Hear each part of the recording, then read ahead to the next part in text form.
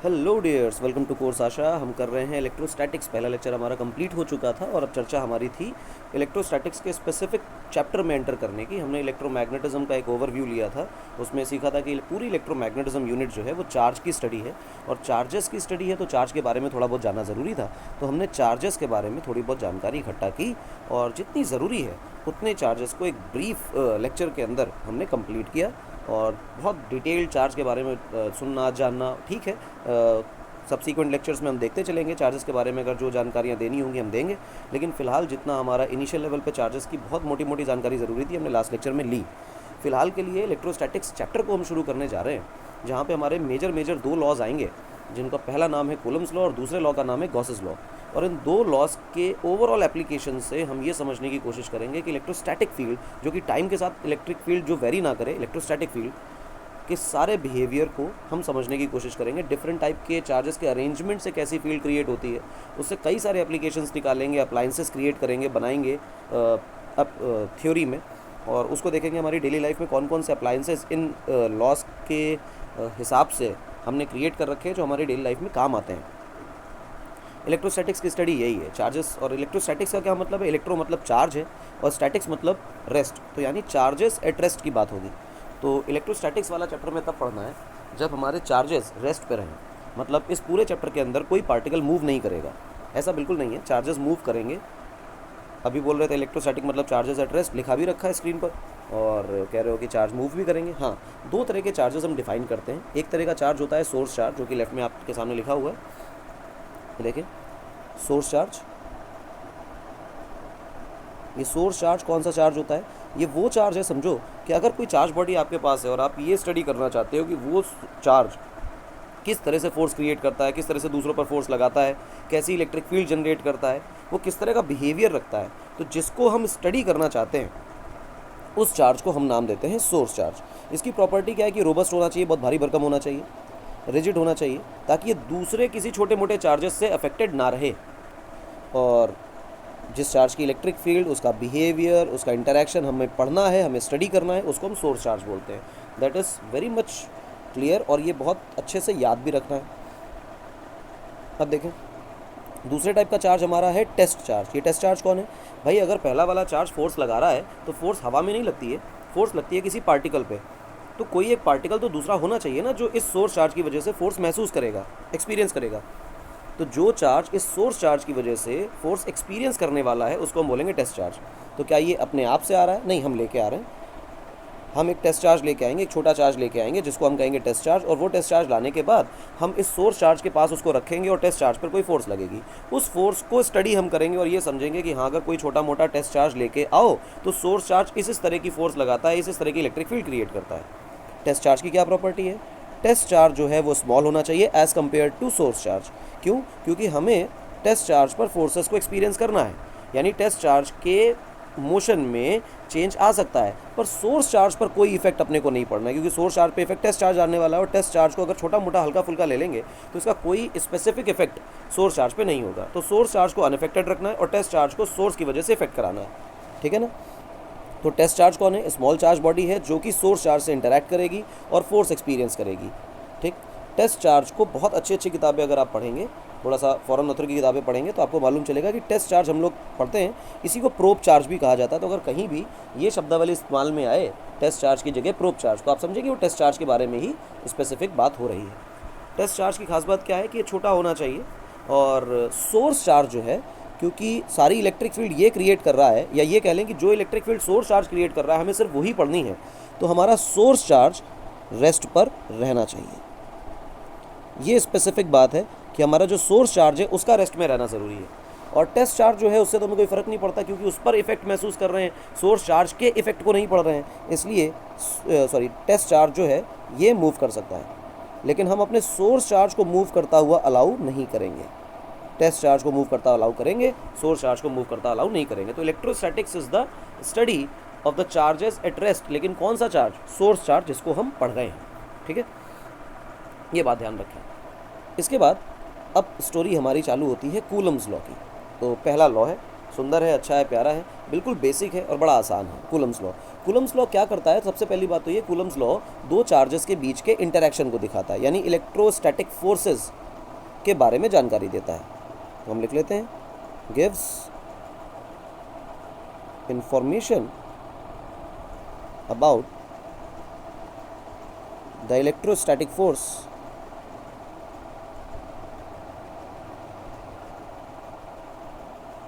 between two charged bodies। दो charge bodies के बीच में जो इलेक्ट्रोस्टैटिक फोर्सेस लगती हैं, उन इलेक्ट्रोस्टैटिक फोर्सेस की जानकारी देने के लिए हम कूलम्स लॉ का इस्तेमाल करते हैं। जो कूलम साहब ने जो लॉ बनाया उससे ये चीज़ पता चलती है। अच्छा, तो ये कैसी है भाई, क्या फोर्स है, क्या लॉ है, समझे। कुछ एक्सपेरिमेंटल वेरिफिकेशन है। माने कि हमने एक पॉजिटिव चार्ज लिया, इसको नाम दिया Q1, और यहाँ हमने एक और पॉजिटिव चार्ज लिया, इसको नाम दिया Q2। ध्यान रखें कि दोनों के दोनों जो पॉजिटिव चार्जेस हैं वो पॉइंट चार्जेस हैं,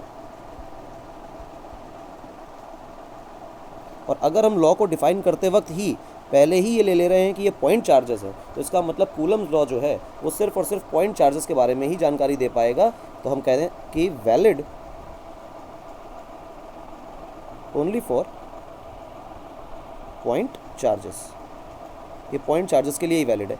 ऐसा नहीं है कि लॉ वैलिड नहीं है पॉइंट चार्जेस के लिए, पर जो इक्वेशन हम डिराइव करने वाले हैं वो क्योंकि पॉइंट चार्जेस के बिहेवियर के लिए ही बनी है, इसलिए हम वो इक्वेशन पॉइंट चार्जेस के लिए ही लिखने वाले हैं। ठीक, ऐसा पाया जाता है कि अगर पॉजिटिव पॉजिटिव हैं तो एक दूसरे को रिपेल करेंगे, और रिपेल करते हैं। हम इस फोर्स को लिखते हैं force on 2 due to 1, force on particle 1 due to particle 2, और इधर की फोर्स को हम लिखते हैं force on particle 1 due to particle 2। Experiments ये बताते हैं कि जो force on particle 1 due to particle 2 है और force on particle 2 due to particle 1 है, ये आपस में मैग्नीट्यूड्स में बराबर हैं और डायरेक्शन में जस्ट ऑपोजिट आते हैं। देखो मैंने वेक्टर में लिखा है, इस वजह से माइनस साइन लगा दिया है। Magnitudes are equal but directions are opposite. मैं प्लस प्लस की जगह माइनस माइनस भी ले सकता हूँ। तो अगर मैंने यहाँ पे एक चार्ज माइनस लिया और एक और चार्ज माइनस लिया, लेट अस से ये Q1 है और ये भी Q2, ये Q2 है, कोई दिक्कत नहीं। अभी भी क्योंकि सेम नेचर के ही चार्जेस हैं तो ये रिपेल ही करने वाले हैं, इसलिए रिपेल कर रहे हैं। इसको फिर से हम लिखेंगे बेटा F on 1 ड्यू टू 2, और इसको हम फिर से लिखेंगे F on 2 due to 1। Again यही स्टोरी यहाँ वैलिड हो जाएगी कि फोर्स ऑन 1 ड्यू टू 2 और फोर्स ऑन 2 ड्यू टू 1 दोनों मैग्नीट्यूड्स में बराबर हैं बट डायरेक्शंस में ऑपोजिट हैं। इसी की जगह तीसरा केस ले लेते हैं, एक पॉजिटिव और एक नेगेटिव। तो ये इस बार अट्रैक्ट करने वाले हैं। ये Q1 चार्ज था, ये Q2 चार्ज था। हम कहेंगे फोर्स ऑन 1 ड्यू टू 2 और फोर्स ऑन 2 ड्यू टू 1, और फिर से ये हो जाएगा कि ये लॉ जो ऊपर लिखा गया कि दोनों फोर्सेस आपस में बराबर हैं और ऑपोजिट डायरेक्शन में हैं, अभी भी होल्ड करता है।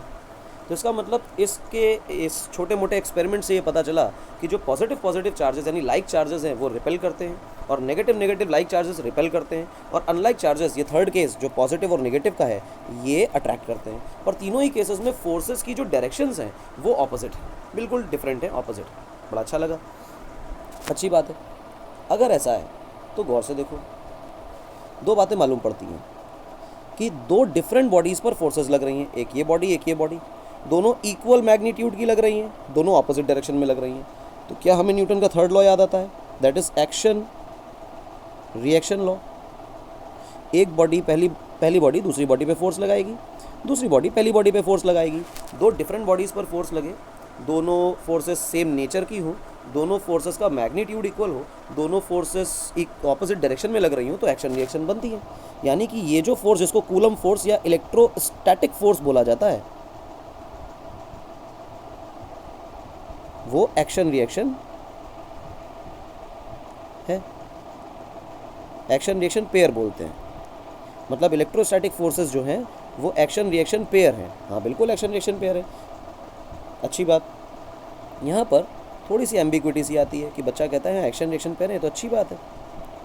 लेकिन अगर हम ऐसा कह दें कि एक बॉडी ये थी और एक बॉडी ये थी, दोनों पे चार्ज था, एक पे Q1 मान लो और एक पे Q2 मान लो, और एक बॉडी पे फोर्स ऊपर लगी और दूसरी पे नीचे लगी, यहाँ भी लगी F और यहाँ भी लगी F, तो ऐसी तो फीलिंग आती है कि अभी भी सर चार्ज बराबर है, मतलब चार्ज जो फोर्सेस हैं वो बराबर हैं और डायरेक्शंस ऑपोजिट है, मैग्नीट्यूड सेम है और दो डिफरेंट बॉडीज़ पर लग रही है, तो ये भी तो एक्शन रिएक्शन है। पर इलेक्ट्रोस्टैटिक फोर्स ऐसी नहीं लगती। गौर से आप देखें कि जब मैंने इलेक्ट्रोस्टैटिक फोर्स लगाने की कोशिश करी या आपको एक्सप्लेन करने की कोशिश करी, तो वहाँ पर इलेक्ट्रोस्टैटिक फोर्स का नेचर देखो कैसा है। इलेक्ट्रोस्टैटिक फोर्स हमेशा along the line joining two particles लग रही हैं, हमेशा along the line joining two particles लग रही हैं, हमेशा along the line joining two particles लग रही हैं। और जबकि सिर्फ अगर एक्शन रिएक्शन बोला जाए तो ये इंटरप्रिटेशन जो मैंने सबसे नीचे लिखा है, दिस कैन बी टेकन, और उसमें कोई बुराई भी नहीं है, लेकिन ऐसी फोर्स लगती नहीं है। तो कैसी लगती हैं? तो हम ये लिखते हैं कि इलेक्ट्रोस्टैटिक फोर्स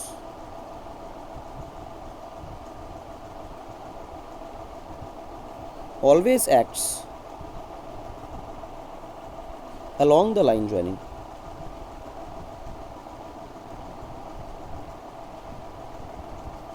two particles जो एक दूसरे पर फोर्स लगा रहे हैं, उनके लाइन ज्वाइनिंग ही फोर्स काम करती है, जैसे ग्रेविटेशन काम करता था। और जब भी कभी ऐसी कोई फोर्स आपके सामने आ जाए जो हमेशा along the line joining two particles लग रही हो, तो ऐसी फोर्सेस को हम लोग नाम दिया करते हैं सेंट्रल फोर्स। क्या नाम दिया करते हैं? Central force. ध्यान रखें, central forces are those forces जो हमेशा दो इंटरेक्टिंग पार्टिकल्स के लाइन ज्वाइनिंग ही लगने वाली हैं और कहीं नहीं लगेंगी। चाहे रिपल्सिव चाहे अट्रैक्टिव वो अलग बात है, लेकिन हमेशा अलोंग द लाइन ज्वाइनिंग ही लगेंगी। तो हम क्या लिखते हैं कि electrostatic force is action reaction, action लिखना था, action reaction pair as well as central force। ठीक, एक्शन रिएक्शन पेयर भी हैं और सेंट्रल फोर्सेस भी हैं, तो इतना ध्यान रखना है। अच्छी बात, बहुत अच्छे। पर लॉ कहाँ है सर? लॉ अभी आएगा, चिंता नहीं करनी है। लॉ देखो क्या है। लॉ ये कहता है कि मेरे पास कोई पॉइंट चार्ज हो, मेरे पास एक और पॉइंट चार्ज हो, इसको मैंने बोला Q1, इसको मैंने बोला Q2। दोनों के बीच का सेपरेशन जो है उसको मैंने ले लिया मान लो छोटा r। और मैं अभी जो आपको कूलम्स लॉ लिख के दिखा रहा हूँ वो स्केलर फॉर्म में लिख के दिखा रहा हूँ। वेक्टर फॉर्म समय आने पर पढ़ाऊँगा, अभी शुरुआत में ही वेक्टर फॉर्म जो है वो परेशान कर देगी, इसलिए मैं आपको स्केलर फॉर्म में लिख के दिखा रहा हूँ। तो फोर्सेस की जानकारी देखो, एक तो रिपेल करने वाली फोर्स इधर आएगी, एक रिपेल करने वाली फोर्स इधर आएगी। मैंने पॉजिटिव लिए हैं। F/2 ड्यू टू 1 है ये, और F/1 ड्यू टू 2 है। मैं वेक्टर फॉर्म में नहीं लिख रहा हूँ, इसलिए डायरेक्शन की कोई मुझे नीड नहीं है। मैं ये कहता हूँ कि फोर्स ऑन 1 ड्यू टू 2 का mod is equal to force on 2 due to 1 का मॉड। बिल्कुल सही बात है, मैग्नीट्यूड तो बराबर ही है। तो ये जो फोर्स है इसका मैग्नीट्यूड डिपेंड किस पे करता है? तो ये फोर्सेस का मैग्नीट्यूड डिपेंड करता है दोनों चार्जेस के मैग्नीट्यूड पर। Force depends on the magnitudes of the charges. ध्यान रखें, नेचर डिसाइड्स कि फोर्स अट्रैक्टिव होंगी या रिपल्सिव होंगी, लेकिन मैग्नीट्यूड डिसाइड्स कि चार्जेस का मैग्नीट्यूड ये डिसाइड करेगा कि फोर्स का मैग्नीट्यूड कितना होने वाला है। और दूसरा जो प्रोपोर्शन है वो है दोनों के सेपरेशन से, कि अगर दोनों के सेपरेशन को बढ़ाएंगे तो फोर्स घटेगी, अगर सेपरेशन को घटाएंगे तो फोर्स बढ़ेगी। और जो फोर्स सेपरेशन के अकॉर्डिंग चेंज होती है वो 1/r² से होती है। जैसे ग्रेविटेशन में हुआ करता था Gm1m2/r², वैसे यहाँ पे क्या है Q1Q2/r²। और सबको पता है ग्रेविटेशन में भी ये बात हम लोगों ने 9th स्टैंडर्ड में भी सीखी थी कि अगर फोर्स सिर्फ और सिर्फ 1/r² से फॉल करने लग जाए तो ऐसे फॉल होने वाली फोर्स को इन्वर्स स्क्वायर लॉ बोला जाता है। तो ये इन्वर्स स्क्वायर लॉ को फॉलो करती है। याद करो, ग्रेविटेशन बिल्कुल सिमिलर चल रहा था, इन्वर्स स्क्वायर लॉ बोला जाता है। अच्छा, इन्वर्स स्क्वायर लॉ बोला जाता है। और आगे आइए, तो फोर्स बनी क्या टोटल? जो फोर्स बनी बेटे वो बनी F is proportional to Q1 Q2/r²। यहाँ पे सारे चार्जेस पॉइंट चार्जेस हैं। मुझे प्रोपोर्शनैलिटी हटानी है तो कोई कांस्टेंट लगाना है, मैंने K लगाया, ये प्रोपोर्शनैलिटी कांस्टेंट है। और ये जो डब्बा आपके सामने बन के आया ये कहलाया कूलम्स लॉ। ये जो कुछ भी आपके सामने स्टेटमेंट लिख दिया गया है, फोर्स की वैल्यू K Q1 Q2/r², तो बेसिकली हमने ये बता दिया कि चार्जेस के बीच का जो इंटरेक्शन है वो किन किन बातों पर डिपेंड करता है। तो चार्जेस के बीच के सेपरेशन पर डिपेंड करता है, और दूसरा इस बात पर डिपेंड करता है कि दो चार्ज बॉडीज़ के ऊपर कितने मैग्नीट्यूड का चार्ज रखा हुआ है। बहुत अच्छी बात। अब बात आती है सर, ये जो कांस्टेंट लगाया है इसकी वैल्यू क्या है और ये चीज़ क्या है? तो सबसे पहली बात, इस K की जो वैल्यू है दैट इज़ 9 × 10⁻⁹, और इसकी यूनिट अगर लिखेंगे तो न्यूटन × मीटर² पर कूलम स्क्वायर बनेगी। और ये कैसे बना दिया आपने? कुछ नहीं है, इस K को अकेला कर लो, r² को ऊपर भेज दो, Q1 Q2 को नीचे भेज दो, यूनिट बन जाएगी न्यूटन मीटर² पर कूलम स्क्वायर। ये वैल्यू एग्जैक्ट नहीं होती है, लेकिन हमें अपने सिलेबस के अंदर यही वैल्यू मान के चलनी है, क्योंकि डेसिमल में 1-2 का चेंज काउंट नहीं होता। इस के की और थोड़ी डिटेल चर्चा करें तो ये के की वैल्यू 1/4 पाई एप्सिलॉन नॉट होती है, जिस पूरे की वैल्यू 9 × 10⁻9 बनती है। यहाँ से ये जो एप्सिलॉन नॉट है, इसकी बात करें तो इसको हम लोग बोलते हैं permittivity of free space. Free space मतलब वैक्यूम, है ना, फ्री स्पेस का मतलब वैक्यूम होता है। परमिटिविटी ऑफ फ्री स्पेस, ये चीज़ क्या है फिर परमिटिविटी ऑफ फ्री स्पेस? फ़िलहाल के लिए ऐसा मान लो कि जब इलेक्ट्रिक फील्ड में कोई बॉडी आती है, चार्ज के पास कोई बॉडी आती है, किसी चार्ज बॉडी के पास कोई बॉडी आती है, तो वो जिस तरह से बिहेव करती है उस चार्ज बॉडी के साथ, उस बिहेवियर को समझने के लिए जो उसकी इलेक्ट्रिक फील्ड का फैक्टर है, उस बिहेवियर का फैक्टर जो है, that is termed as epsilon, यानी परमिटिविटी। अब ये फ्री स्पेस की परमिटिविटी क्या है, तो फ्री स्पेस कैसा बिहेव करता है, इसके बारे में जानकारी 2-3 लेक्चर के बाद देंगे। फिलहाल इसको बस ऐसा फैक्ट की तरह याद रख लो कि epsilon not is the permittivity of free space, जो कि पूरी तरह से इस बात को समझाने की कोशिश करता है कि कोई भी मटेरियल इलेक्ट्रिक फील्ड में बिहेव कैसे करेगा। ठीक है, और रियलिटी में परमिटिविटी ऑफ फ्री स्पेस क्या होती है वो 2-3 लेक्चर के बाद ही समझाएंगे। ये हिस्टोरिक बात है, ये समझे कि एक तरह का जुगाड़ है समझाने के लिए लाया गया है, कंसेप्ट है परमिटिविटी ऑफ फ्री स्पेस का, वरना तो परमिटिविटी ऑफ मटेरियल ही कोई चीज़ होती है। फिलहाल इसको छोड़ते हैं और इसको 2-3 लेक्चर बाद समझाएंगे, तो इसको याद रखना है कि ये बचा हुआ है। ठीक, एप्सिलॉन नॉट। और इस एप्सिलॉन नॉट की अगर हम वैल्यू निकालें तो इस एप्सिलॉन नॉट की वैल्यू जो है वो बन जाएगी 8.85 × 10⁻12 कूलम स्क्वायर पर न्यूटन मीटर स्क्वायर। ये वैल्यू आपको कैसे याद है? आपको भी याद ही रखनी है, सॉल्व करने की ज़रूरत नहीं है, वरना आपके सामने के की वैल्यू लिखी है, एप्सिलॉन नॉट को अकेला कर लीजिए और एप्सिलॉन नॉट की वैल्यू आ जाएगी। सॉल्व करने की कोई खास ज़रूरत नहीं है, you have to just mug up the data. और ये वो डेटा है जो आपको शायद पेपर में ना भी मिले तो आप शिकायत नहीं कर सकते, याद रखना है। ठीक, तो कुछ खास नहीं है, ये याद रखना है। तो मेरा जो फोर्स का फॉर्मूला कूलम्स लॉ के हिसाब से बना, वो फोर्स का फॉर्मूला बना 1/4 pi epsilon not Q1 Q2/r²। हम कुछ प्रॉपर्टीज़ चार्ज की पढ़ चुके हैं, जिसमें एक चीज़ हमने सीखी है कि दो चार्जेस का म्यूचुअल इंटरेक्शन तीसरे चार्ज के प्रेजेंस या एब्सेंस से बिल्कुल इंडिपेंडेंट होता है। उससे फ़र्क नहीं पड़ता है कि तीसरा चार्ज मौजूद है या नहीं है, तो अच्छी बात है। और कूलम लॉ भी पढ़ लिया। अब ये जो कूलम लॉ है तो ये फोर्स ही, ये कुछ और तो नहीं है।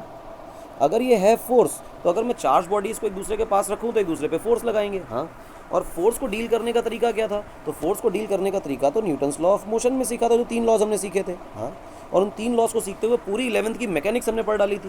बिल्कुल, यानी कि इस इलेक्ट्रोस्टैटिक्स वाले पार्ट को हम पूरे की पूरी 11th की मैकेनिक्स से क्लब करके देख सकते हैं। बिल्कुल देख सकते हैं। यानी कि अगर अब हमें चैप्टर्स को कोरिलेट करना हो तो इलेक्ट्रोस्टैटिक्स वाला चैप्टर फोर्स के हवाले से, फोर्स के पर्सपेक्टिव से पूरी मैकेनिक्स से 11th की क्लब हो सकता है।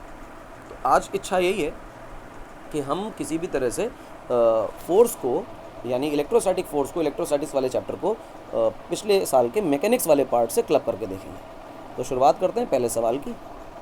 और सवाल क्या है, गौर से देखें। मेरे पास 3 चार्जेस हैं और ये बहुत बेसिक इलस्ट्रेशंस हैं, हर किताब में आपको मिलेंगे, हमारे स्टडी मटेरियल में भी मिलेंगे, क्लास लेक्चर में मिलेंगे और हर स्टैंडर्ड किताब में मिलेंगे। बेसिकली सवाल टफ नहीं है, बस आपके कंसेप्ट को क्लियर करते हैं। ठीक, साइड ए, साइड ए, साइड ए। अब साइड ए से आपको दिखाई दे गया होगा कि ये इक्विलेटरल ट्रायंगल मैंने बना दिया है, और इक्विलेटरल ट्रायंगल के जो वर्टेक्स हैं, ये वर्टेक्स और ये जो वर्टेक्स हैं, यहाँ पे मैंने चार्ज रखा है Q, यहाँ भी रखा है Q और फिर यहाँ भी रखा है Q, and all the charges are fixed.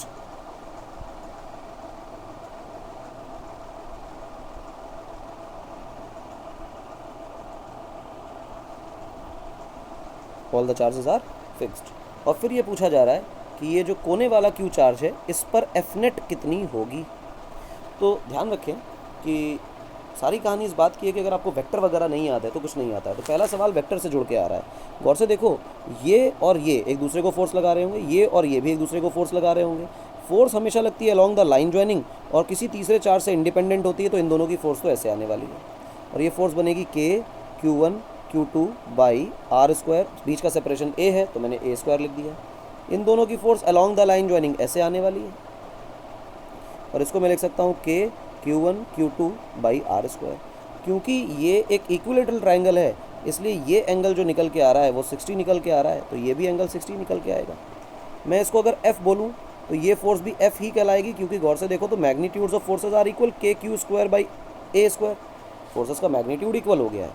अब दो वेक्टर्स मुझे ऐड करने हैं, जो दो वेक्टर्स मुझे 60 डिग्री पर दिखाई देते हैं। उसका मतलब ये हुआ कि दो वेक्टर्स ये और ये जो 60 डिग्री पे अलाइंड है, मुझे इनका नेट फोर्स निकालना है। हमेशा ध्यान रखें कि कभी भी दो वेक्टर्स किसी भी थीटा पर जुड़ हों और अगर एक का मैग्नीट्यूड A है और दूसरे का भी मैग्नीट्यूड A है, मतलब मैग्नीट्यूड्स आर इक्वल, तो जो रिजल्टेंट आता है वो एंगल बाइसेक्टर पर आता है हमेशा। तो ये जो रिजल्टेंट है वो 100% एंगल बाइसेक्टर पर आने वाला है। मैं थोड़ा बड़ा करके दिखा रहा हूँ ताकि आपको क्लियर दिखाई दे जाए। यानी ये एंगल जो बनने वाला है वो 30 डिग्री बनने वाला है और यहाँ आने वाली है एफ नेट। अब ये एफ नेट कितनी होगी उसके लिए आपको काम करना है। 60 डिग्री पे दो वेक्टर्स तुम्हारे पास लगे हुए हैं, तो एफ नेट निकालो भाई। एफ नेट की वैल्यू होगी, अगर वेक्टर का फॉर्मूला याद है तो A² + B² + 2AB cos theta. तो मेरे हिसाब से पहली फोर्स है F², दूसरी फोर्स है F², 2F और cos, और बीच का एंगल इन दोनों के बीच का कितना था 60, तो आई हैव पुट 60। cos 60 की जो वैल्यू है दैट इज़ 1/2, तो 1/2 और 1/2 कैंसिल आउट हो जाएंगे और मेरे पास जो भी बनेगा वो बनेगा F², तो बेसिकली 3F²। F² रूट के बाहर आ जाएगा और मेरे पास बनेगा √3 और F की वैल्यू यहाँ पे मेरे पास लिखी हुई है, चीट कर लीजिए ऊपर से। जिसको हमने F बनाया था, किसको बनाया था F भाई, √3 ऐसे ही रह गया, और F बनाया था KQ² बाई A²। अब आप गौर से देखिए, √3 K की वैल्यू को आप चाहें तो खोल के लिख सकते हैं 1/4πε0 Q² by A²। This is the net force acting on the particle. और उसकी डायरेक्शन कहाँ होगी, डायरेक्शन मैंने 30 डिग्री दिखा दी। अगर मैं इस डायरेक्शन को x एक्सिस बोलता हूँ तो मैं कहूँ कि x एक्सिस से 30 डिग्री क्लॉकवाइज नेट फोर्स की डायरेक्शन होगी। ठीक, तो डायरेक्शन के साथ ये बता दिया। अब गौर से आप देखें कि जो सवाल हमने लगाया इसके अंदर इलेक्ट्रोस्टैटिक फोर्स का सिर्फ फॉर्मूला अप्लाई हुआ है, उसके बाद सारी कहानी जो है वो 11th के वेक्टर की है। तो ये वेक्टर से क्लब होता हुआ एक सवाल। सिमिलर क्वेश्चन मैं दोबारा कराने की कोशिश करता हूँ, ऑल्दो कराना नहीं चाहिए, लेकिन कराने का फ़ायदा ये हो जाता है कि कई बार हमारे प्रैक्टिस की वजह से हमें कंसेप्ट अच्छी तरह से याद हो जाते हैं। तो मान लो कि एक स्क्वायर है ना, side A, side A, side A और साइड A, ये, और कलर चेंज करते हैं। वर्टेक्स पे चार्ज रखा हुआ है Q,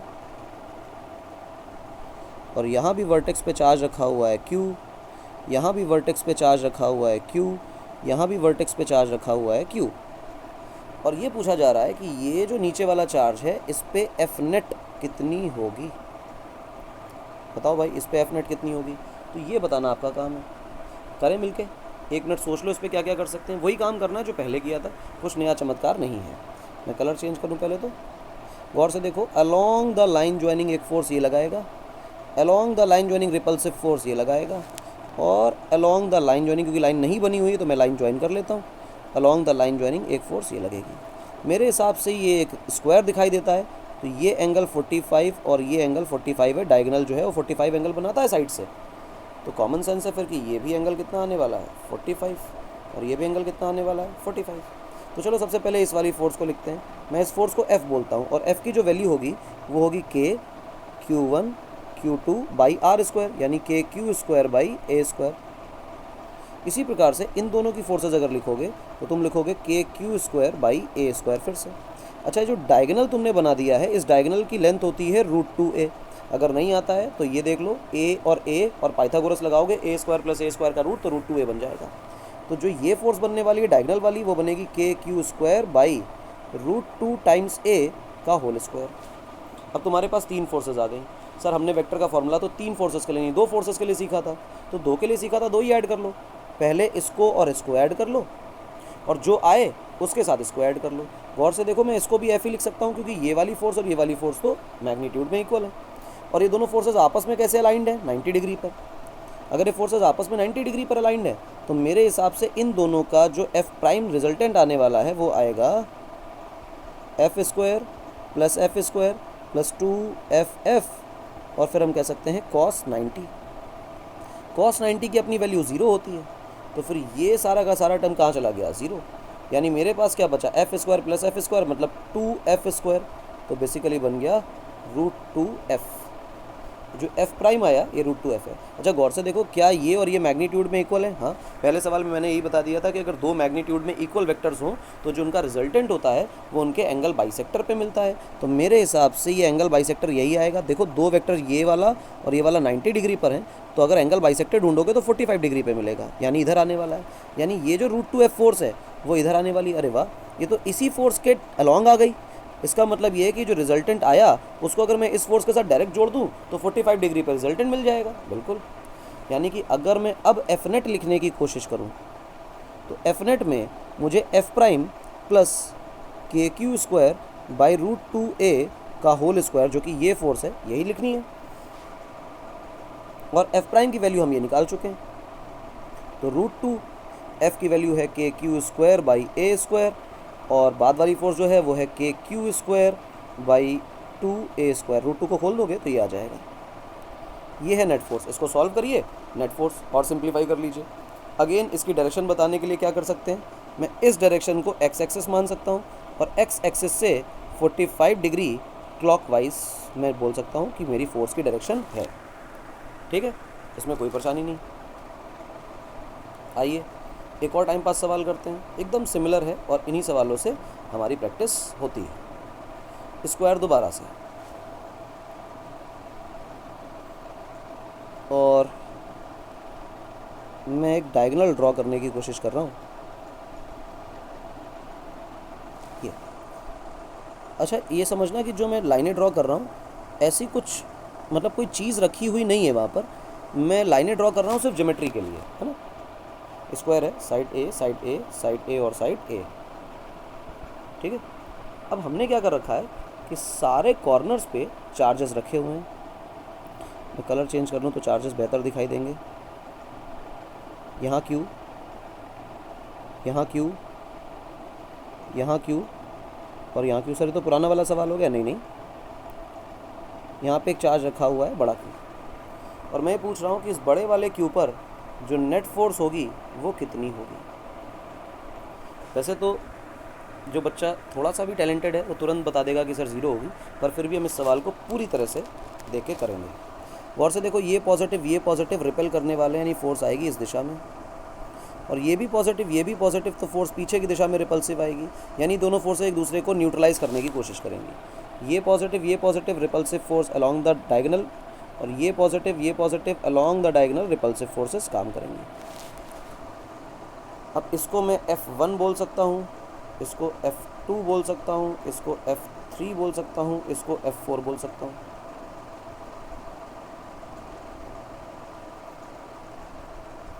तो F1 की चर्चा की जाए।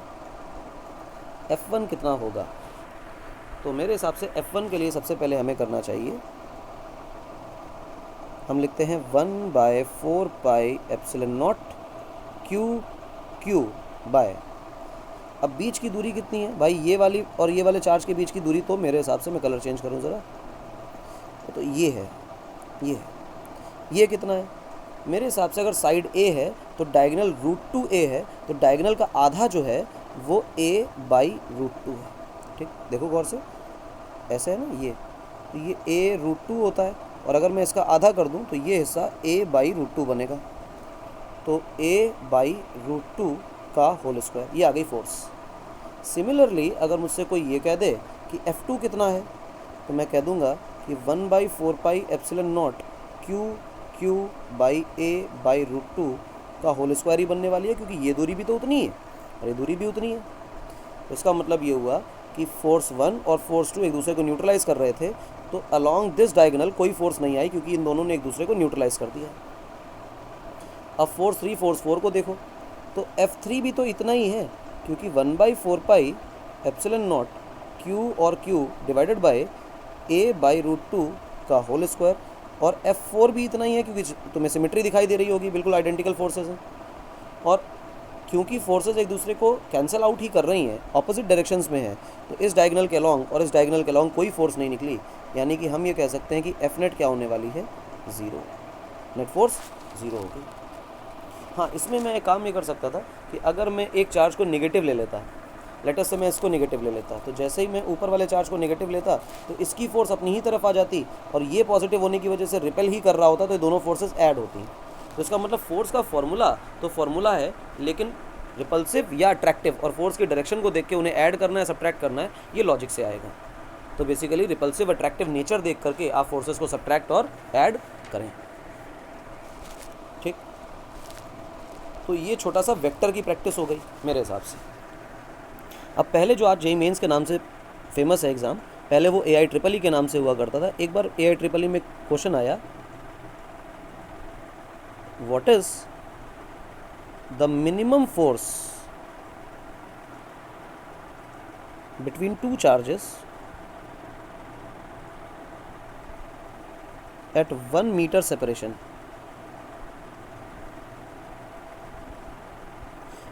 अगर दो बॉडीज़ 1 मीटर के सेपरेशन पे रखी हों तो उन पे मिनिमम फोर्स कितनी लाई जा सकती है, या कितनी फोर्स उनके बीच में मिनिमम लगेगी।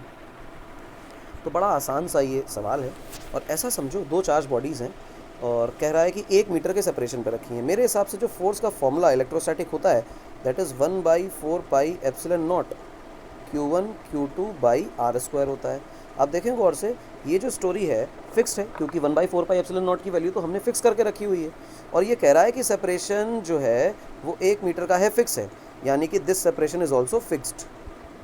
तो फोर्स का वेरिएशन जो है, फोर्स की वैल्यू अब Q1 और Q2 के हिसाब से बदलेगी। मुझे मिनिमम फोर्स पता करनी है, इसका मतलब मेरे चार्जेस का जो मैग्नीट्यूड है दैट मस्ट बी मिनिमम। और मुझे ये पता है कि जो सबसे छोटे चार्जेस मौजूद हैं इस दुनिया में वो हैं इलेक्ट्रॉन पे चार्ज, यानी पहला चार्ज भी ई ही मुझे लेना है और दूसरा चार्ज भी ई ही मुझे लेना है। तो मेरे लिए जो फॉर्मूला फोर्स का बन के आया दैट इज़ 1/4πε0 इंटू E²। ठीक, तो ये मेरा जो आंसर हो गया, AIEEE में पूछा गया, अच्छा क्वेश्चन है, आसान नहीं है। ठीक है, ये हो गया एक लॉजिकल क्वेश्चन है, मैंने ईयर क्वेश्चन करा दिया है।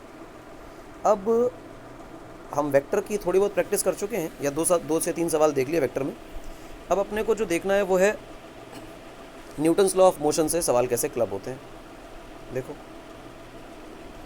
एक बॉब मैंने टांगा हुआ है, इसका मास है m, और मैं पूछूं कि इस रस्सी में जो टेंशन है वो कितनी होगी, तो आप क्या जवाब दोगे? आप जवाब देने से पहले तुरंत कहोगे कि सर एक बात सुनो, नीचे की तरफ इसका क्या काम कर रहा है mg, ऊपर क्या काम कर रही है टेंशन, तो tension must be equal to mg। और ऐसा कहने के पीछे आपका कारण ये है कि जो फोर्स काम कर रही है वो फोर्स नेट तो ज़ीरो है, क्योंकि पार्टिकल मूव कर ही नहीं रहा, यानी कि इक्विलिब्रियम में, यानी नेट फोर्स ज़ीरो है। नेट फोर्स अगर ज़ीरो हो गई तो आपको पता है कि वर्टिकल फोर्सेस बैलेंस हो जानी चाहिए, और वर्टिकल डायरेक्शन में ही फोर्सेस थी। मैंने इसी सवाल को थोड़ा सा मॉडिफाई किया, ऑल्दो कोई चमत्कारी सवाल नहीं है, लेकिन अगर आपको एक फोर्स और ऐड करा के मैं पूछूँ कि ये पॉइंट मास m और इस पर चार्ज q है, और मैं इस रस्सी के ठीक ऊपर भी एक और चार्ज q ही रख देता हूँ, वो भी पॉजिटिव और ये भी पॉजिटिव, और ये चार्ज जो है वो फिक्स्ड है, ऐसा नहीं है कि ये भाग सकता है कहीं, फिक्स्ड है। और जो स्ट्रिंग की लेंथ है वो l मैंने ले ली है। और अब मैं तुमसे ये पूछूं कि जो टेंशन स्ट्रिंग में आ रही होगी इस केस में वो कितनी होगी, तो तुम तुरंत ये बात कहोगे कि जैसे पहले किया था सर वैसे ही कर लेते हैं, mg नीचे लग रहा होगा, टेंशन ऊपर लग रही होगी, और इलेक्ट्रोस्टैटिक भी तो लगेगी, हाँ पॉजिटिव रिपल्सिव फोर्स तो नीचे ही आने वाली है। जो नीचे आएगी तो क्या आएगी बेटा, 1/4πε0 Q² बाई, दोनों का सेपरेशन जो है लेंथ ऑफ स्ट्रिंग के बराबर है, यानी L²।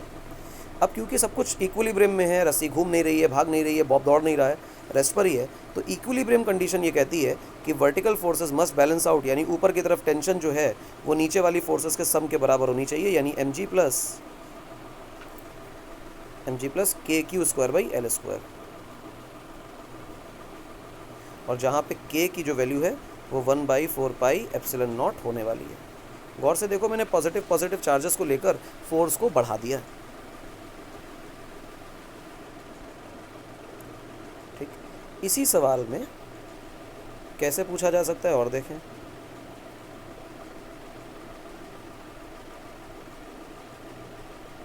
इसी सवाल में ऐसे करके रखा हुआ है, ये बॉब है m मास का, चार्ज है इस पे q, और ये चार्ज पॉजिटिव है, लेंथ बेटा आपकी l है, और मैंने यहाँ जो इस बार चार्ज फिक्स करके रखा है वो -q है, तो कॉमन सेंस से अट्रैक्ट कर रहे होंगे, और दोनों के मैग्नीट्यूड्स बराबर हैं। और ये पूछा जा रहा है find Q such that tension in the string is zero. Tension zero हो जाए, बताएं कितना क्यू दे दें। तो हमने कहा ठीक है, कोई दिक्कत नहीं है। नीचे क्या लग रहा है सर? mg। इलेक्ट्रोस्टैटिक किधर लगेगी, नीचे या ऊपर? तो तुमने कहा सर ऊपर वाला निगेटिव, नीचे वाला पॉजिटिव, यानी अट्रैक्शन फोर्स है, यानी ऊपर लगेगी। और टेंशन भी किधर लगेगी? ऊपर। तो ये टेंशन हो गई और इलेक्ट्रोस्टैटिक हो गई।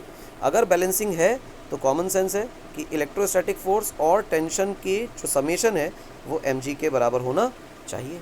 इलेक्ट्रोस्टैटिक फोर्स कैसे लिख सकते हो? 1/4πε0 q square by l square, और यहाँ लिखिए आपने टेंशन, और ये हो गया mg के बराबर।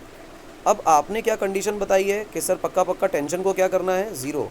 अगर टेंशन को करना है ज़ीरो तो उस कंडीशन का क्यू निकालना है। तो हमने कहा ठीक है, टेंशन को ज़ीरो कर दो, अपने आप क्यू आ जाएगा। टेंशन को ज़ीरो कर दिया तो मेरे पास फॉर्मूला बना q square by 4πε0 l square, and that is equal to mg। और यहाँ से मेरे पास जो क्यू की वैल्यू आएगी वो क्यू की वैल्यू आएगी mg into l square into 4πε0 और उसके बाद इनका रूट। ये वैल्यू आ गई क्यू की, जिस वैल्यू पर टेंशन स्ट्रिंग में ज़ीरो हो जाएगी। तो देखो न्यूटन्स लॉ ऑफ मोशन से क्लब हो गए सवाल। और भी अगर सवालों को देखना है न्यूटन्स लॉ ऑफ मोशन के तो और देख लेते हैं। नया सवाल देखो, और ये देखते चलना कि कोई कन्वेंशनल क्वेश्चंस नहीं है। ये जब चाहें जैसे चाहें हम किसी भी एक चैप्टर से, किसी भी एक टॉपिक से, है तो फोर्स ही, तो हम क्लब तो कर ही सकते हैं। तो जैसे मैं क्वेश्चन बनाता जा रहा हूँ, you also can create your own questions. तो आप ये कोशिश करें कि ये समझें कि क्वेश्चन बन कैसे रहे, फ्रेम कैसे हो रहे हैं, है ना, वो ज़्यादा बेनिफिशियल है। ये देखो एक इंक्लाइन प्लेन है और मैंने कहा कि ये 37 डिग्री का इंक्लाइन प्लेन है। यहाँ पे एक ब्लॉक रखा है, इस ब्लॉक का मास है 10 kg और फ्रिक्शन वगैरह कुछ नहीं है। यहाँ पे एक पुली है और ये ब्लॉक टंगा हुआ है, इसका मास है 1 kg और इस पर कुछ चार्ज है, मैंने दे रखा है Q, पॉजिटिव है, और नीचे एक चार्ज है -Q और नेगेटिव चार्ज है, कॉमन सेंस लिख दिया, तो अट्रैक्ट करने वाले हैं। ये जो बीच की दूरी है इसको मैं 1 मीटर बोल रहा हूँ। और फिर मैं ये कह रहा हूँ कि अगर फ्रिक्शन ज़ीरो है, मैं और डायग्राम को गंदा ना करके अलग लिख दूँ, म्यू बराबर 0 एवरीवेयर। अगर हर जगह म्यू 0 है तो फिर एक ही बात निकल के आती है कि ये ब्लॉक जो है वो नीचे जाने की कोशिश करेगा, ये ब्लॉक नीचे जाने की कोशिश करेगा और ये ब्लॉक ऊपर जाने की कोशिश करेगा। और फ्रिक्शन इसको रोक नहीं सकता क्योंकि फ्रिक्शन अवेलेबल नहीं है, लेकिन ये नेगेटिव चार्ज और ये पॉजिटिव चार्ज आपस में अट्रैक्ट कर रहे हैं। तो कॉमन सेंस से इलेक्ट्रोस्टैटिक फोर्स नीचे लगेगी और इस पर टेंशन पीछे लगेगी। और अगर ऐसा हो जाए कि इलेक्ट्रोस्टैटिक फोर्स इनफ अमाउंट में लग जाए कि इस सिस्टम को रोक दे, तो सिस्टम इक्विलिब्रियम में आ जाएगा। तो सवाल ये पूछा जाता है कि find Q such that the system is in equilibrium। System को अगर इक्विलिब्रियम में लाना है तो कितना चार्ज देना है। तो देखें चार्ज कितना देना है, 10 किलोग्राम का बॉडी है, वर्टिकली डाउनवर्ड क्या लगेगा इसका बेटा 10g, और परपेंडिकुलर टू सरफेस इंक्लाइन क्या लगेगा 10g cos 37, और अलोंग द इंक्लाइन क्या लगने वाला है 10g sin 37। पीछे की तरफ क्या लगेगी टेंशन, ऊपर की तरफ क्या लगेगी टेंशन, यहाँ नीचे क्या लगेगी 1g, और एक और फोर्स नीचे लगेगी दैट इज़ F इलेक्ट्रोस्टैटिक। अब मैं FBD बनाता हूँ उस इंक्लाइन वाले ब्लॉक की।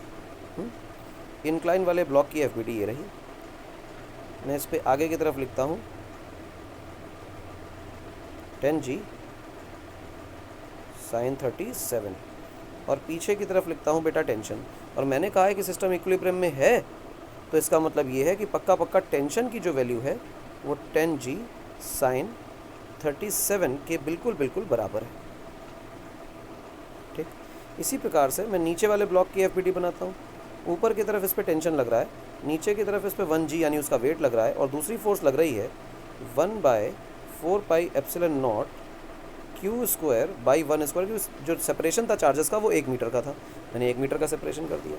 और अगर ये भी रेस्ट पर है तो इसका एक ही मतलब निकल के आता है कि जो टेंशन है that must be equal to 1g plus 1/4πε0 q square by 1 square, that is 1 only.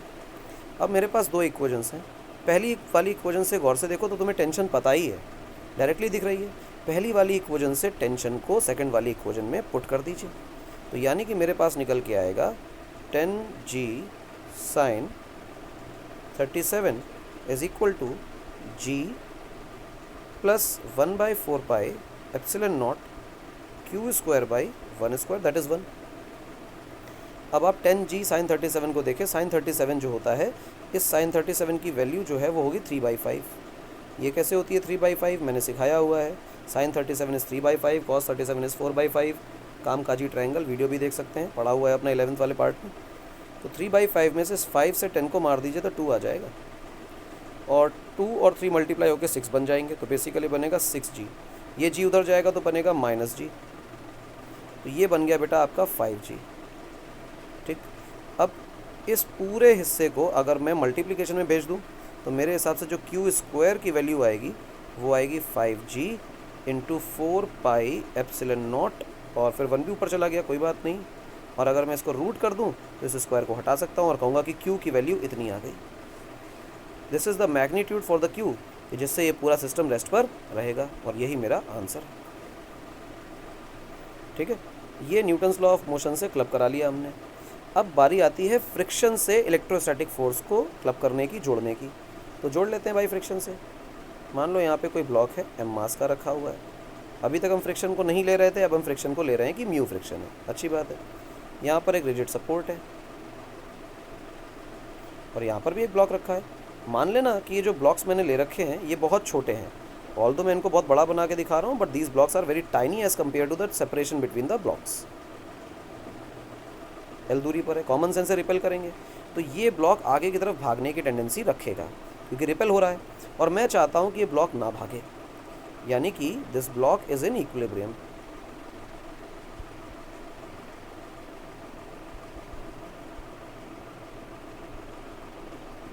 This block is in equilibrium. अच्छा, क्या आपने कोई रस्सी बांधी हुई है? तो सवाल का जवाब है कि नहीं, मैंने रस्सी नहीं बांधी, मैंने सिर्फ सेपरेशन दिखाने की कोशिश की है। डू नॉट कंसीडर कि वो जो सेपरेशन है वो कोई रस्सी है, तो मैं इसको इरेज कर दे रहा हूँ वरना एम्बिग्यूटी बढ़ेगी। कोई रस्सी नहीं बांधी। अगर रस्सी नहीं बांधी तो रिपल्सिव फोर्स से रोकेगा कौन इसको? तो रोकेगा फ्रिक्शन पीछे की तरफ। पूछा जा रहा है कि find mu such that the block is in equilibrium. Mu की वो वैल्यू पता करिए जिससे कि ब्लॉक इक्विलिब्रियम में रहेगा। तो देखो मैं क्या करता हूँ, मैं कहता हूँ इस पर आगे की तरफ रिपल्सिव फोर्स लग रही होगी, और वो लग रही होगी 1/4πε0 q square by l square, और पीछे की तरफ कौन सी फोर्स लग रही होगी? फ्रिक्शन। और अगर ब्लॉक इक्विलिब्रियम में है तो ये फ्रिक्शन ही इस इलेक्ट्रोस्टैटिक फोर्स को बैलेंस कर रहा है, यानी कि this friction is equal to 1/4πε0 q square by l square. ये तो क्लियर हो गया। मतलब अब ये हमारी रिक्वायरमेंट की तरह है कि अगर इतना फ्रिक्शन लग जाएगा तो पक्का पक्का ब्लॉक इक्विलिब्रियम में आ जाएगा, और अगर इतना फ्रिक्शन नहीं लगता है तो ब्लॉक इक्विलिब्रियम में नहीं आएगा, ब्लॉक भाग जाएगा। यानी कि this is the required friction. और स्टैटिक का केस है क्योंकि इक्विलिब्रियम की बात हो रही है, यानी कि अगर स्टैटिक है तो ये जो रिक्वायर्ड फ्रिक्शन है ये मैक्सिमम लिमिट से कम होना चाहिए। और एफएस मैक्स की चर्चा करो तो एफएस मैक्स की वैल्यू तो म्यू एन होती है, और क्योंकि बॉडी ज़मीन पे ही पड़ी हुई है तो नॉर्मल की वैल्यू तो एम जी के बराबर हो गई, तो mu m g is the f s max. और मुझे इतना क्लियर है कि जो मेरा मैक्सिमम फ्रिक्शन है वो रिक्वायर्ड फ्रिक्शन से ज़्यादा ही होना चाहिए, वरना फिर रुक ही नहीं पाएगा। तो maximum friction, limiting friction is greater और equal to required friction, that is 1/4πε0 q square by l square. Maximum friction की जगह क्या लिख सकते हैं? M g, that is greater और equal to 1/4πε0 q square by l square. अब यहाँ से म्यू की वैल्यू अलग से निकाल ली जाए, बिल्कुल। म्यू इज इक्वल टू और greater than 1/4πε0 q square by l square divided by m g. तो यानी कि मेरा जो म्यू है वो इस वैल्यू से या तो बड़ा और या तो इस वैल्यू के बराबर होना चाहिए ताकि चीज़ें इक्विलिब्रियम में रहें, ब्लॉक इक्विलिब्रियम में रहे। अब बात यहाँ पे निकल के आती है कि what is the minimum value of mu.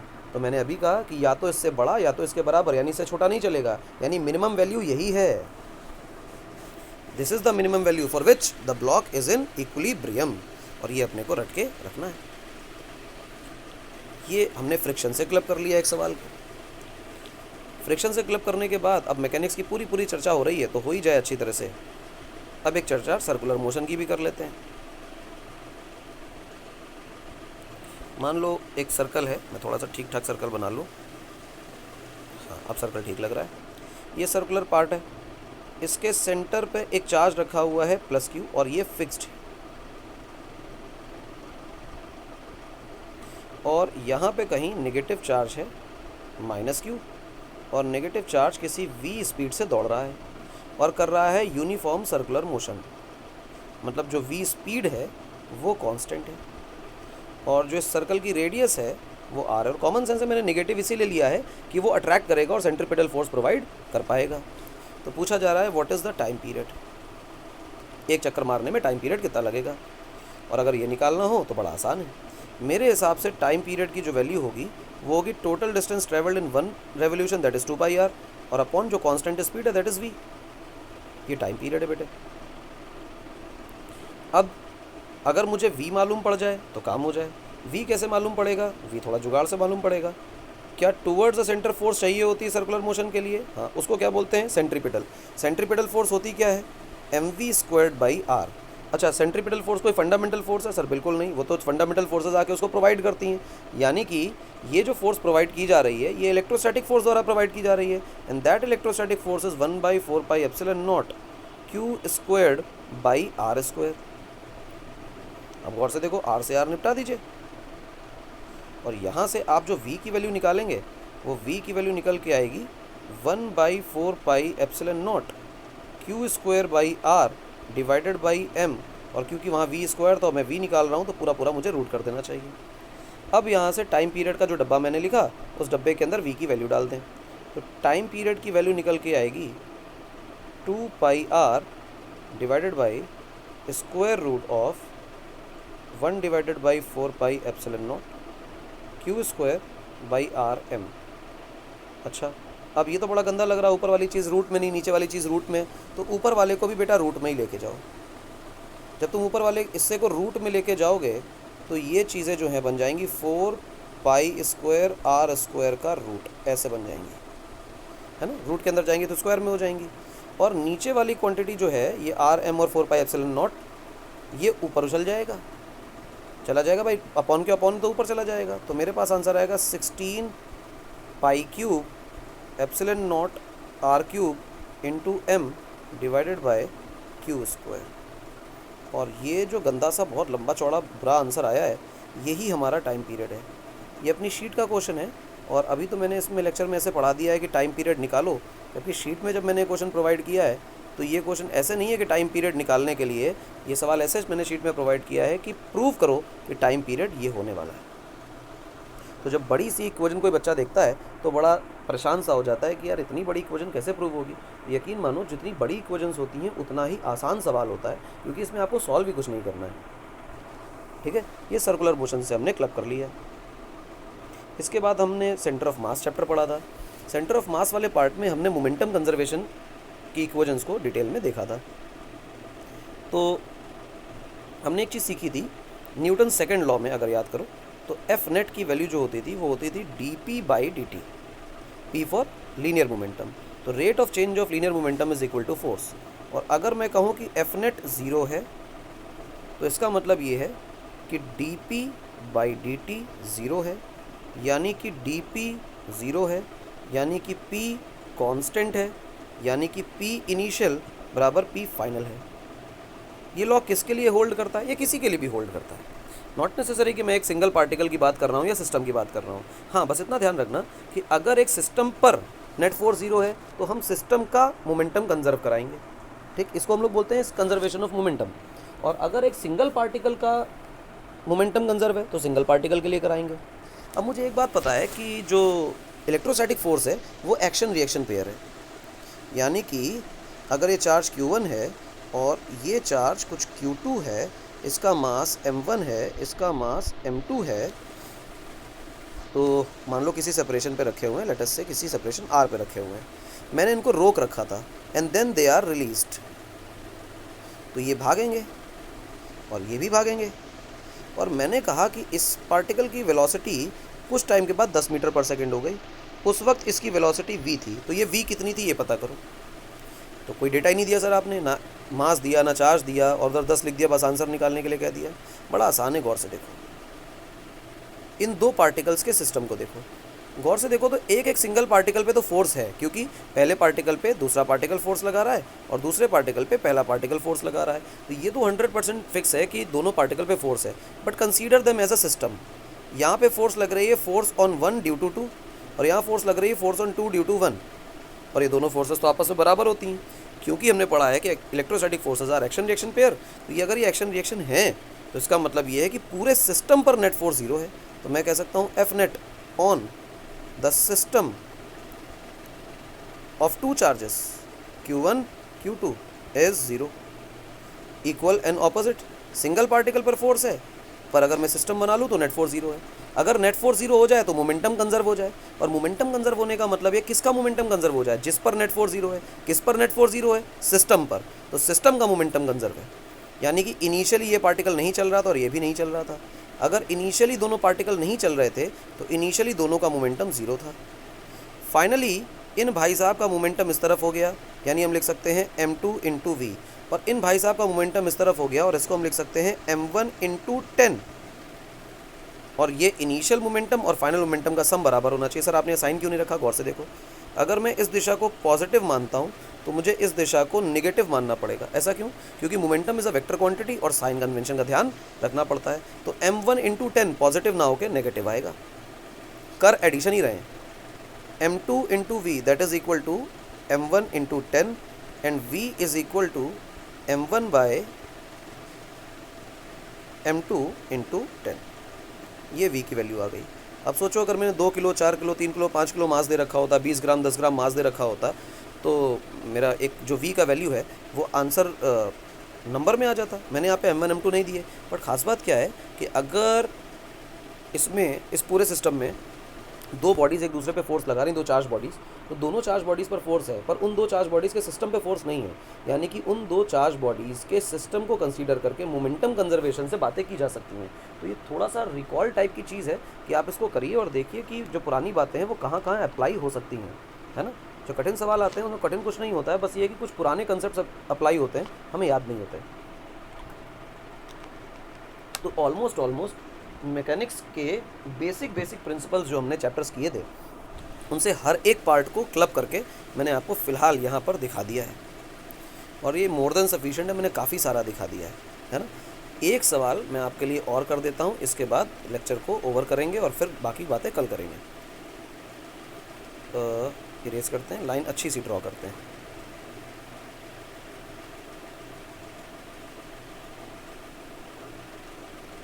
ये रही लाइन।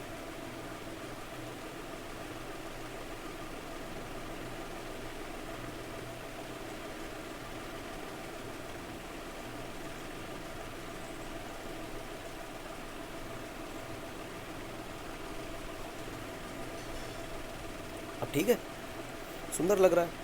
देखा जाए भाई, इसको मैं x बराबर 0 बोल रहा हूँ, यानी ये मेरा ओरिजिन है। यहाँ पे 1 कूलम चार्ज रखा है पॉजिटिव, और 1 मीटर की दूरी पर 1 कूलम चार्ज रखा है पॉजिटिव। 2 मीटर की दूरी पर 8 कूलम चार्ज रखा है पॉजिटिव। 3 मीटर की दूरी पर 27 कूलम चार्ज रखा है पॉजिटिव। 4 मीटर की दूरी पर 64 कूलम चार्ज रखा है पॉजिटिव। और ये सीरीज़ आप लोग दिख गई होगी आपको क्या है ये। और ये होते होते मेरे पास 10 मीटर पर रखा है 1000 coulomb charge positive. And all are fixed, मैं ऐसे लिख देता हूँ, ऑल आर फिक्स्ड, वरना आपस के रिपल्शन से ही भागने लग जाएंगे। ठीक, सारे के सारे फिक्स्ड हैं। और फिर तुमसे ये पूछा जाए कि इस ओरिजिन वाले चार्ज पर जो नेट फोर्स है वो कितनी होगी।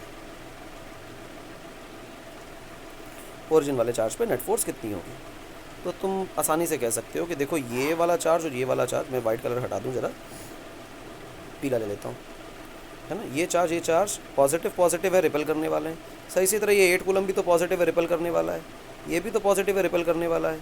ये भी तो पॉजिटिव है, रिपेल करने वाला है। और बीच के जितने चार्जेस हैं all are going to repel this 1 coulomb charge towards left, और सबके सब कोलिनियरली रखें और फोर्स हमेशा अलॉन्ग द लाइन जॉइनिंग लगती है, तो हमें कोई परेशानी भी नहीं, सबकी सब फोर्स एक ही दिशा में है तो डायरेक्टली ऐड हो जाएंगी। तो मैं ये कह सकता हूँ कि जो एफ नेट है वो आने वाली है के Q1 की जगह मैं इसको ले रहा हूँ, Q2 की जगह मैं इसको ले रहा हूँ, Q2 बाई आर स्क्वायर, दोनों के बीच का सेपरेशन 1 मीटर, प्लस के Q1 की जगह मैं फिर से 1 कूलम को ले रहा हूँ, और Q2 की जगह अब मैं 8 कूलम को ले रहा हूँ, क्योंकि मुझे Q2 रखना है, दूसरे चार्ज की वजह से फोर्स निकालनी है। बीच का सेपरेशन 2 मीटर है, मैं 2 का स्क्वायर रखता हूँ, प्लस के Q1 और Q2 की जगह मैं 27 रखता हूँ, और फिर 3 का स्क्वायर रखता हूँ। और ये स्टोरी चलती रहेगी अप टू 10 टर्म्स, क्योंकि हमारे पास 10 चार्जेस हैं तो 10 टर्म्स तक चलती रहेगी। गौर से देखें तो इस एफ नेट में से मैं के को कॉमन ले सकता हूँ, ऊपर की वैल्यू 1, नीचे भी 1। मैं इस 8 को लिख सकता हूँ 2 का क्यूब, और नीचे लिखा हुआ है 2 का स्क्वायर। 27 को लिख सकता हूँ 3 का क्यूब, नीचे लिखा हुआ है 3 का स्क्वायर। ऐसे ही 64 आता तो मैं लिखता 4 का क्यूब लिखना है, डिवाइडेड बाई 4 का स्क्वायर, और ये होते होते ये 10 टर्म्स तक जाती बातें। गौर से देखो, इससे इसको काटो तो एक एक पावर बचेगी, बाकी सब कटती चली जाएंगी। तो बेसिकली मेरे पास जो बनेगा वो बनेगा के 1 + 2 + 3 + 4 + 5 + 6 + 7 + 8 + 9 + 10। ये हो गया भाई, ठीक है, ये हो गया। अब गौर से देखो कि इसको या तो आप उंगलियों पे जोड़ लो, और या तो इसको जोड़ने के लिए एक बहुत बढ़िया सी टेक्निक होती है कि अगर लगातार कुछ n नंबर्स आ रहे हो तो इनको जोड़ने की टेक्निक होती है n+1/2। n क्या है? नंबर ऑफ टर्म्स जितने आपको जोड़ने हैं। मेरे पास कितने टर्म्स है? 1 से लेकर 10 तक, यानी कि मेरे पास 10 है। 10 × 11/2, और इसको आप करोगे तो 110 डिवाइडेड बाई 2 दैट इज़ 55। तो मैं यहाँ लिख देता हूँ 55। तो 55K is the net force. तो ये आपसे थोड़ी सी मैथ पूछ ली गई 10th क्लास की, ठीक। This is the variety of questions जो हम अब डील करने वाले हैं। तो इसमें इलेक्ट्रोस्टैटिक्स कहाँ पढ़ाई? इलेक्ट्रोस्टैटिक्स तो सिर्फ कूलम्स लॉ का फॉर्मूला ही है, बाकी कहानी तो आपकी मैकेनिक्स की चल रही है कि आपको फोर्सेस को डील करना आना चाहिए, ठीक है ना। फोर्सेस को डील करने के लिए ये कुछ मैकेनिक्स की प्रॉब्लम्स क्लब करके मैंने इलेक्ट्रोस्टैटिक्स से आपको कराई हैं। अभी और भी ऐसी बहुत सारी प्रॉब्लम्स करेंगे ताकि हम यूज टू हो जाए कि हम मैकेनिक्स के पार्ट में बहुत बहुत कंफर्टेबल हैं, क्योंकि उसके बिना इलेक्ट्रोस्टैटिक्स नहीं आने वाली। इस लेक्चर को एटलीस्ट 2 बार देखें ताकि आपकी बहुत अच्छी तरह से प्रैक्टिस हो जाए क्वेश्चंस की। नेक्स्ट लेक्चर में और बहुत सारे क्वेश्चंस हम करने वाले हैं, तो जो जो कंसेप्ट्स ऐसे हैं जो आप भूल गए थे उनको आप 2-2 बार देख करके रिवाइज कर लीजिए। कल मिलेंगे अगले लेक्चर में इलेक्ट्रोस्टैटिक्स 1 के साथ। Thank you.